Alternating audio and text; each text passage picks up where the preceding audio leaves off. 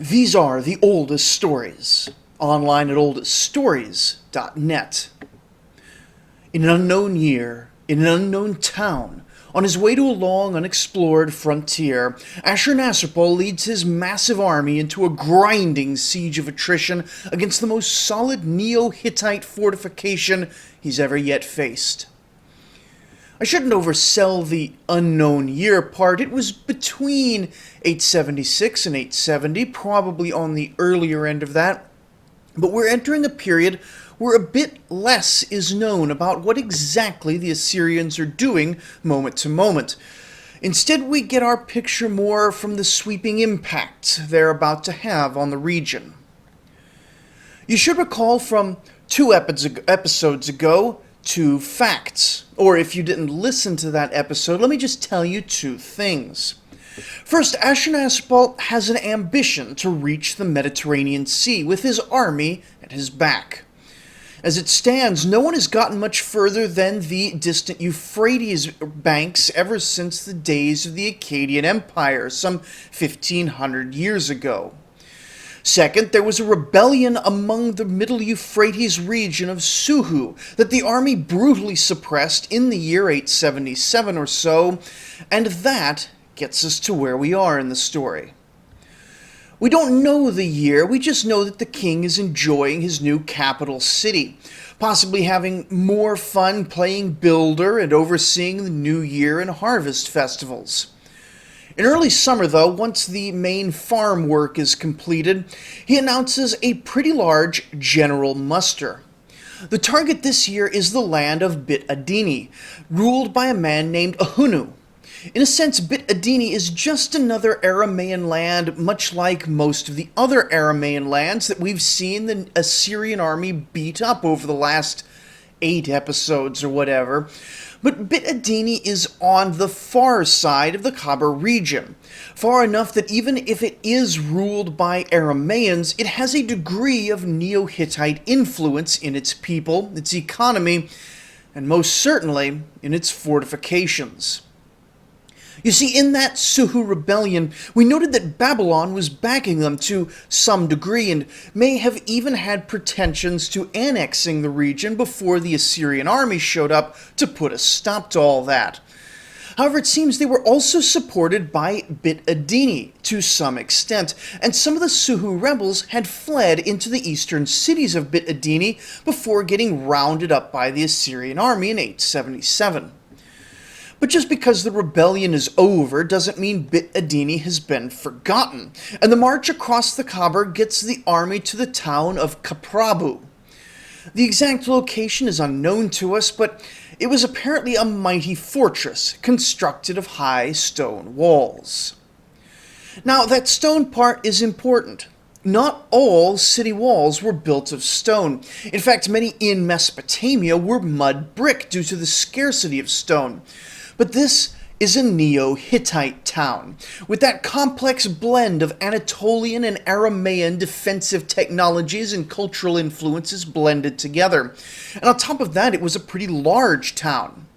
These were a people who could look upon a mustered Assyrian army and not quake in terror at the mere sight of it, defended well enough that the army could not simply assault, battering down the gates with strong men or scaling the walls with ladders on the second day. It seems that the siege took an extremely long time, possibly months, since the Chronicle records nothing else for this entire year. The army attempted a tunneling, which usually means that they tried to dig through the walls in a mud brick context, but with these stone walls, it probably means they tried digging under the walls itself. They tried battering rams, which were sometimes directed at the gates, but more often actually used against flat sections of the wall, depending on the specifics of the defenses. They tried siege towers, massive wheeled towers containing sometimes 100 men or more on protected ladders, which could create a safe, accessible pathway to the wall for the troops. And from what we know about Assyrian siege engineering, there's a very good chance that each of these managed to create breaches in the walls of Cabu. But the men of the city were so stalwart, and the might of Bit Adini so significant, that even with breaches in the walls, the defenders were able to hold their positions for weeks and months of wave upon wave of careful, professional, armored Assyrian assault. We don't know how the final breach was formed, but when it was, the situation quickly became dire for the people of Cabu. Hundreds were slain following the battle, and thousands were rounded up for deportation to Calhu.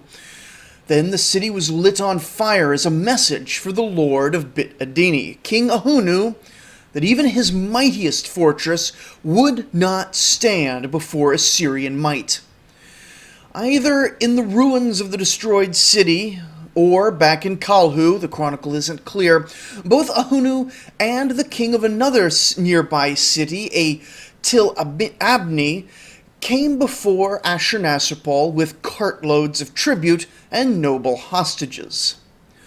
The message had been clearly sent, and the new Hittite world shook in awe of the radiance of Ashur, or at least in fear of the unstoppable Assyrian armies. The next entry that we get in the Chronicles is usually dated to the year 870, though the king himself doesn't tell us which year explicitly in this annal. We usually infer it from other sources. He spent some time planning over the previous year.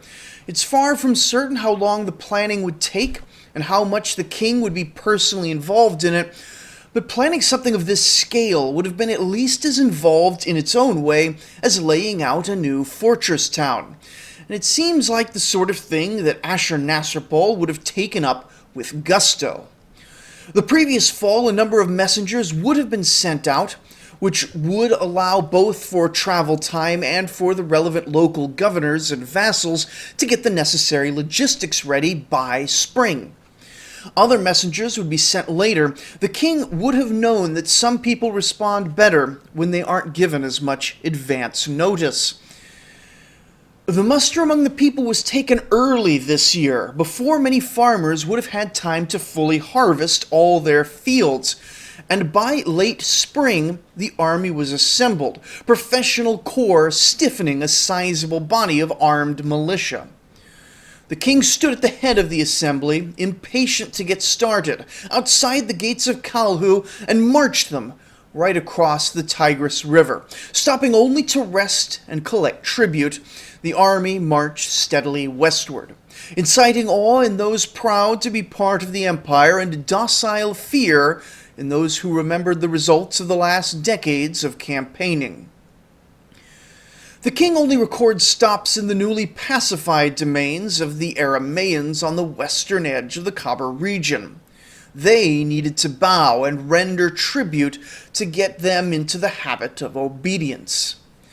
Finally, he crossed the Euphrates while it was in flood season by constructing a number of rafts and was able to march up to the greatest of the Neo-Hittite cities, Carchemish. There he met with Sangar, given the title King of the Land of Hatti, despite not actually being king over any Anatolian territory, which you'll recall Hatti was a territory in central Anatolia. But despite the much reduced status of the Hittites nowadays, he received a fantastic tribute, including 70 noble hostages from the various vassal and allied kings under the Carchemish security umbrella.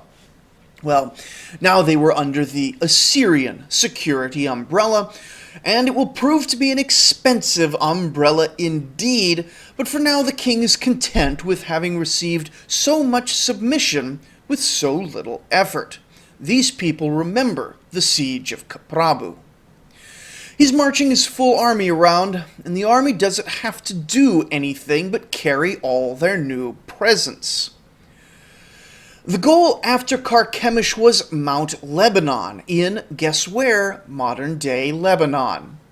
The very name Lebanon comes from a Semitic word for white, since these are snow-capped mountains, an exceptional sight in the otherwise hot and low Levant, and the king is eager to see the snow, and the sea, and the famous cedars. He stops by another Neo-Hittite land called Patin, meeting them at the town of Hazazu, and there he meets a king named Lubarna. Now, of course, Lubarna is a name rather like Caesar would be in the Roman Empire, as much a title as a name, having its origins in the very early kings of the Hittites. So we don't actually know for sure if this was the fellow's name or simply his title, but his role in recorded history is pretty much limited to his submission to Assyria, so we can't say that his name really matters that much in the grand scheme of things. This Lubarna fellow initially offers the Assyrians some wealthy garments and gold to make them go away. But perhaps his manner wasn't deferential enough, or his tribute wasn't grand enough, or also likely perhaps he didn't want the Assyrian army marching across his lands. But after receiving the tribute, Assurnasirpal ordered his army to continue westward without stopping, on a path which took them right by the Patin capital city of Kunalua. Lubarna, in the Assyrian telling, is a massive coward and panics, both begging to be spared and simultaneously sending the town's own militia in fear to attack the Assyrians. This ended badly for the small Neo-Hittite state, and while Lubarna was spared personally, having made a far more appropriate show of submission than the first go-around, the tribute exacted was significant, greater even than what was received from the wealthier state of Carchemish. Patin was semi-annexed at this point, while the army continued to march westward on their journey. They made sure to stop at various points through Patin territory until reaching their borders on the Tigris River. There, Assurnasirpal, accompanied by a delegation of Patin nobles and warriors, announced that he was taking the river fortress of Arebua for himself. Then he displaced the natives, possibly for deportation back to Assyria, then settled a number of Assyrians in the city to make it a far outpost of the empire. What exactly he was doing in this town is kind of unclear. He isn't building a new town from scratch, as he seems to have enjoyed doing. He's just taking over a fortress and logistics for his campaign. That much, at least, is sensible, as he no doubt has supply caravans behind him, and setting them up at an Orontes fortress while his army advances further makes decent sense. But before he goes into the coastal region, he pauses to destroy the land of Leash, a bit to the south. We've no idea why he attacked Leash. We aren't told that they did anything wrong, and they weren't on his path. He had to pause and head south out of his way to get to these people. The king himself stayed in the fortress town of Arebua while he dispatched his armies from the fort to slaughter and burn the lands to the south. Anyone who could be captured was kept alive and then impaled on stakes in front of the next cities. There was no reason given in the annals for this violence. In other records, Assurnasirpal always tells us, not always specifically, but at least generally, that the targets of his particular ire did something wrong, like rebelling against him, or being in his way, or not submitting fast enough. He doesn't always have good reasons by modern standards, but until now he's always had reasons for his more significant atrocities. This, though, seems wholly unmotivated. It could have been a play into local geopolitics. Now that he had the submission of Patin, he was perhaps clearing away a rival, or attacking a land hostile to those that he was hoping to win over in Lebanon. Motivations like these may well have gone unrecorded, even if they were very real, since it wouldn't do to make the Assyrian king look like the patsy of some foreign clown. not in the official records whose existence is meant to glorify the king. The Assyrian king always presents himself as very much above the concerns of interstate politics, motivated wholly by his own ambitions and the will of his god. But almost certainly he was playing games with his vassals and his neighbors to magnify Assyrian influence in more subtle ways which go unrecorded, both in this campaign and in all his previous campaigns.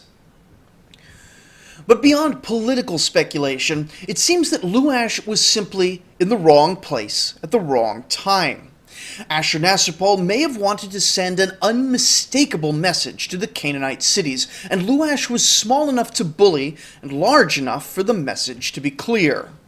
Cooperate and work with me, and you can end up like Patin, a subject paying tribute and sending hostages while groveling at my feet.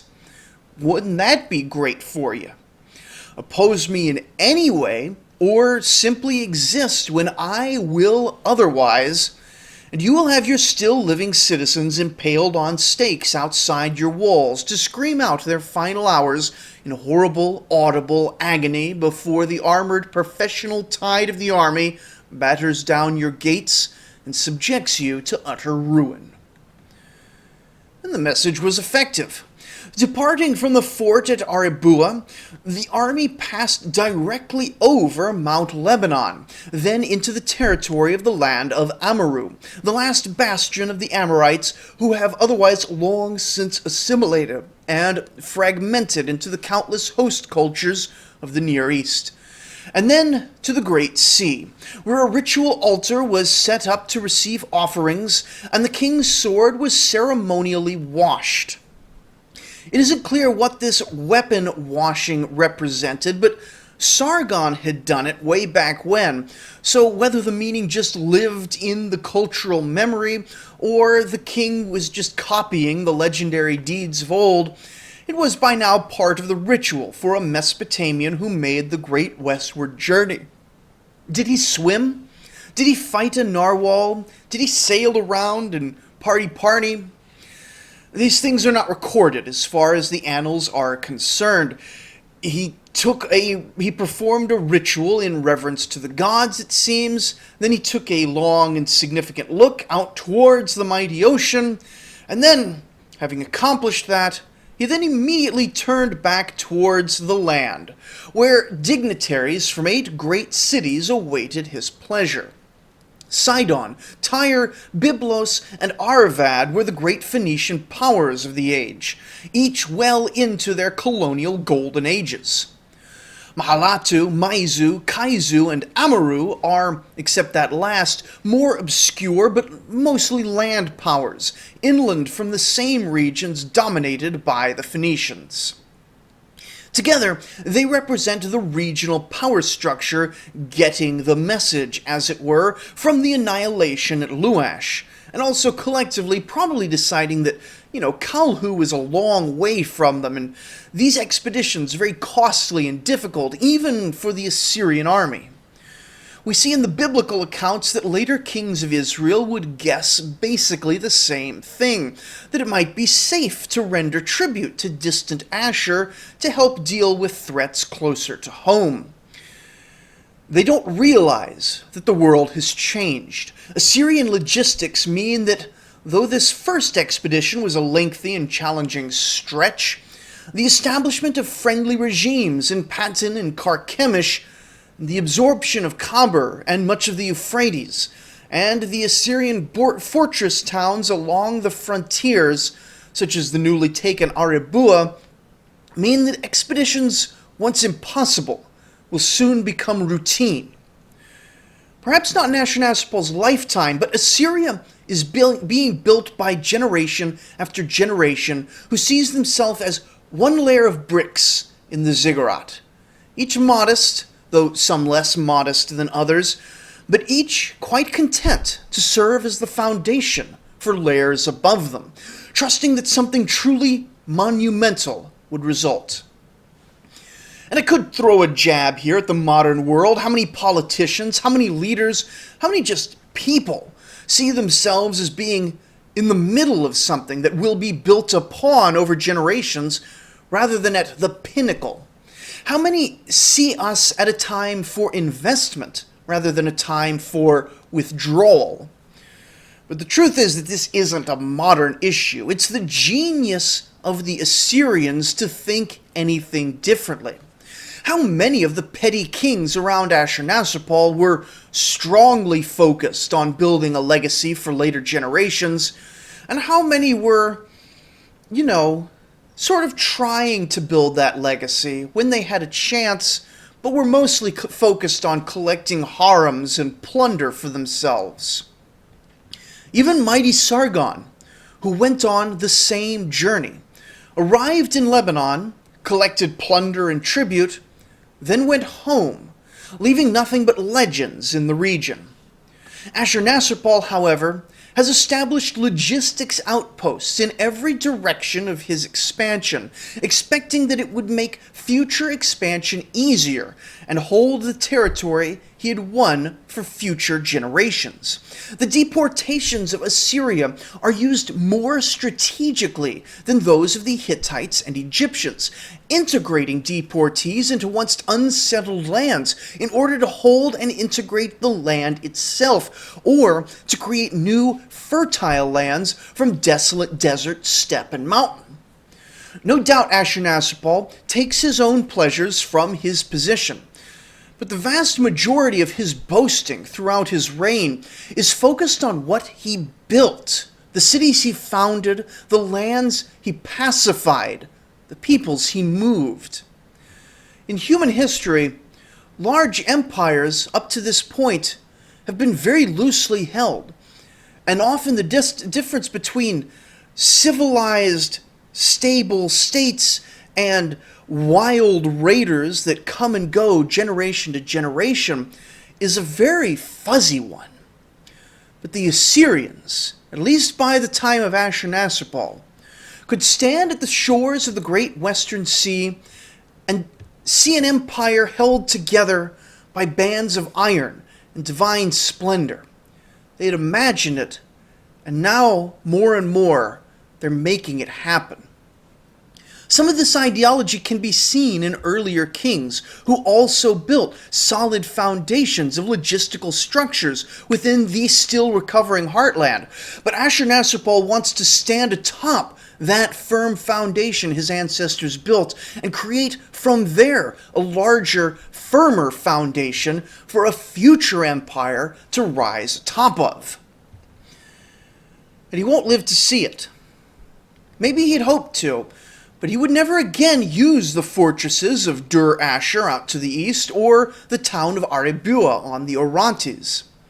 His troops would use it, and no doubt it would play a part in many of his diplomatic and day-to-day activities, but he built it for the empire. He built Kalhu for the empire. He conquered and subjugated for the empire. He even instilled terror on every border and in the hearts of every would-be rebel for the empire. Sure, he was a psychopath. He was simply way too enthusiastic and creative in all his horror to not have been. But having now read through all of his slaughters, he very much wants the reputation of being fearsome for the power that it brings him. Look how relatively easy this adventure, which is meant as the epic capstone of his career, was. He fought only twice, and each seems to have been wars of choice, intended to send a message, not genuine opposition to the Assyrian army. By fighting the weak, he secured the submission of the strong. Does that excuse the blood and the slaves, and the torture and the horror and the crushing of lives beneath his sandal? Of course not. We look at the good and the bad, trying to emulate the former and avoid the latter. Could he have built an empire if he weren't a psychopath? I genuinely don't know. In the modern age, we seem more able to avoid it, but looking at ancient history, few great states were built wholly by willing participants. Even the enlightened democratic Greeks were brutal slavers perpetually at war with themselves and others. I don't myself know what that means, either for history or for ourselves, but I think about it often, and I'm going to leave it to you, the listener.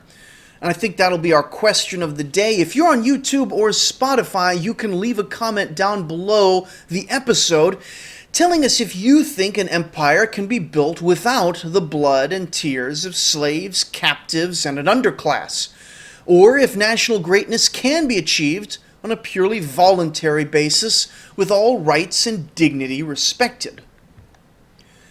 Anyway, Assurnasirpal's adventure in the Levant came to an end. He constructed a memorial to his valor, worshipped at the mighty shrines of Phoenicia, and brought home a great quantity of gifts, including a pair of monkeys. I do like monkeys. And then he carried many, many fine logs home for construction and the enhancement of his great temples at Kalhu and Ashara, and one we haven't mentioned much, Imgur Enlil, but we'll see more of that under his son. The year 870 closed in celebration, marking the finest triumph any Assyrian king had accomplished in many centuries, or possibly ever. And Assurnasirpal was justifiably quite boastful of his accomplishments here. But he's only halfway through his reign. Now I say that, and some of you are inwardly groaning. We've already had 4 episodes on Assurnasirpal. Are we going to have 4 more?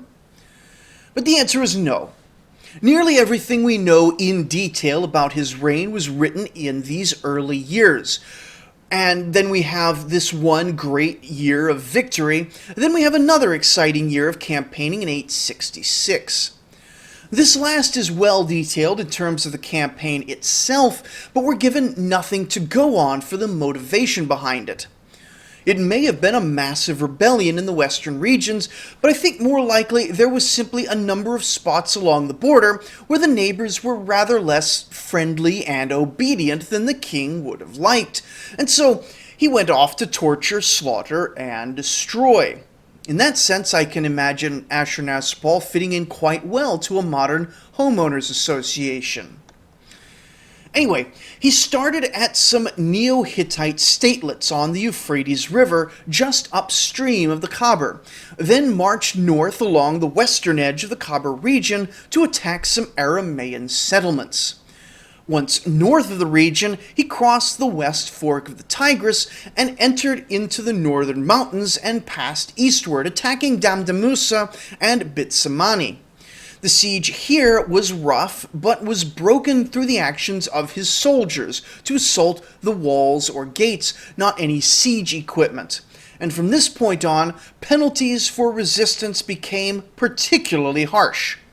Captives by the thousands were deported in town after town, and they considered themselves fortunate as they passed the still living bodies of other captives impaled on stakes, or towers of severed heads, or crowds of the eyeless being led away from the captured territories into the wilderness.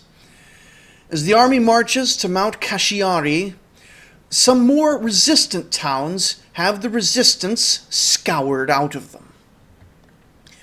Last on his whirlwind tour is the fortress of Uda, a southern bastion of a warlord called Labturu of Nirdun, son of Tepusu. This Labturu was something of a conqueror, supposedly having taken over 60 cities in the Armenian highlands, and proved his mettle in the defense of Uda. The siege was extensive and miserable, requiring all the tools of Assyrian siegecraft to breach. But in the end, Assurnasirpal pushed his men through the walls. Thousands were captured and thousands were killed, many in brutal ways, and the conquered fortress was taken by Assyria to serve as a new logistical fortification in the north. Which is probably the best way I can think of to close the book on Assurnasirpal II, king of Assyria. Of his 25 years of ruling, we have details for 8 of them, but the amount of vigor detailed in just those years is astonishing enough to last most kings a lifetime. No doubt he did more than just what we've seen, but in a way, it's largely more of the same. He subjugated the areas around him. He enforced the terror of Ashur upon all peoples, subject and neighbor. And he building cities, forts, temples, and logistics centers all around his world so that all the business of empire could go on smoothly. How did he want to be remembered, though? It was at least through his inscriptions as much as anything else. He has more surviving royal inscriptions than any Assyrian king before him. And just his so-called standard inscription, a summary of his titles, glories, and deeds, was inscribed well over 500 times around the city of Calhu and among his projects in other areas. We've already read half of that standard inscription. That was his massive list of titles we saw in his first episode. But in structure, it's a fascinating text in itself, revealing a lot about his personality and what he valued. It began by stating that whatever this was inscribed upon was property of Assurnasirpal.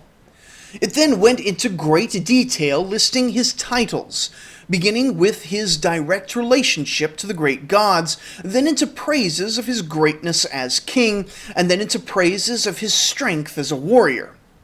Following that, it listed the locations of his greatest military accomplishments, followed by titles praising his virtue as a ruler. And then finally it closed with a long summary of his proudest accomplishment, the construction of Calhu. Lest we incur the great king's psychotic wrath, we'll close out with a reading from his standard inscription. He defines the bounds of his territories and conquests as follows. When Ashur, the Lord who called me by name and made my sovereignty supreme, placed his merciless weapon in my lordly arms, I felled with the sword the extensive troops of the Lulamu in battle. With the help of the gods Shamash and Adad, the gods my supporters, I thundered like the god Adad, the devastator, against the troops of the lands of Nairi, Habhu, the Subaru, and the lands Nurbu in the Armenian highlands. The king who subdued the territory stretching from the opposite bank of the Tigris to Mount Lebanon and the Great Sea. The entire land Laku and the land Suhu, including the city Rapaku, he conquered from the source of the river Subnat to the land Urartu. I brought within the boundaries of my land the territory stretching from the passes of Mount Kiraru in the north to the land Gilzanu by Lake Urmia in Iran. From the opposite bank of the lower Zab to the city Tilbari, which is upstream from the land Zaban, from the city Til Sababtani on the lower Diyala River to the city Til Zabdani on the Babylonian border, as well as the cities Hiramu and Harutu, which are fortresses of Karduniash, which is Babylon. I accounted the people from the passes of Mount Babitu to Mount Hamsar, far in the eastern mountains, as people of my land. In the lands over which I gained dominion, I always appointed my governors, and they performed servitude for me. The ancient city Calhu, which Shalmaneser, king of Assyria, a prince who preceded me, had built, this city had become dilapidated. It lay dormant and abandoned. I rebuilt this city. I took people which I had conquered from the lands over which I had gained dominion, from the land Suhu, from the entire land of Laku, from the city Surku, which is at the crossing of the Euphrates, from the entire land of Zamua, from Bit Adini, and from the land Hatti, and from Lubarna, and from the Patinu. I settled them therein. I cleared away the old ruin hill and dug down to the water level. I sank the foundation pit down to the depth of 120 layers of brick. I founded therein a palace of cedar, cypress, dapranu juniper, boxwood, miskanu wood, terebinth, and tamarisk as my royal residence. And for my lordly leisure for eternity, I made replicas of beasts, of mountains and seas in white limestone and Paratu alabaster, and stationed them at the doors of my palace. I decorated the whole thing in splendid fashion. I surrounded it with knobbed nails of bronze. I hung doors of cedar, cypress, Dapranu juniper, and Mescanu wood in its doorways. I took in great quantities and put therein silver, gold, tin, bronze, iron, booty from the lands over which I gained dominion. A record to be proud of, no doubt, and one which left its scars in the land for ages to come. Join us next time as Assurnasirpal passes away peacefully, having set the stage for his son Shalmaneser III to build up the empire to even greater heights. Make sure you're subscribed, make sure you're liking, make sure you're leaving reviews. All these things make the world of difference for the show. Thank you for listening.